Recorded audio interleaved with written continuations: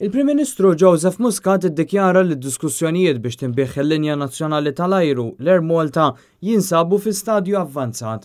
F'kummenti lill-medja għall-ewwel darba Muscat żvela li għaddejjin taħdidiet ma' konsorzju li madankollu ma qalx jekk huwiex wieħed iffurmat minn kumpaniji lokali jew inkella barranin. We already are in a very advanced talks with a particular consortium. Once those talks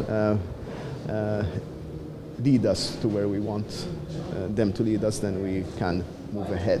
Issa ilu fatt magħruf għall-aħħar snin li l-linja nazzjonali tal-ajru tinsab fi stat finanzjarju diżastruż u jekk mhix se tittieħed azzjoni immedjata din tirriskja lix-xogħli b'riskju kbir għal eluf ta' impjiegi.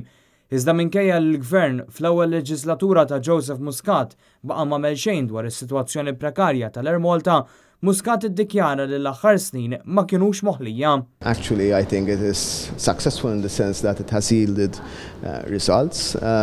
We have our commitments, we have our terms on which we want to engage. Dan minkejja li l-Gvern kien qed jipprova jbigħ l-Air Malta lill-Alitalia iżda falla biex minflok il-Gvern kellu jfittex sħab oħra li magħhom jista' jiddiskuti l-beħ tal-Air Malta.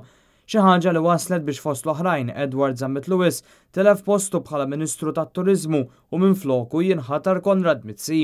L-aħbar tad-diskussjonijiet avvanzati mal-konsorzju li mhux magħruf minn min hu ffurmat turi li l-Gvern qed ikompli jinjora l-appelli li l-linja nazzjonali tal-ajru tinbih lil ħaddiema stess jew lil pubbliku Malti li jkollhom l-opportunità li jixtru l-isma. Dan kien appell li sar kemm il-Partit Nazzjonalista kif ukoll minn numru ta' msieħba soċjali involuti direttament fil-linja nazzjonali tal-ajru.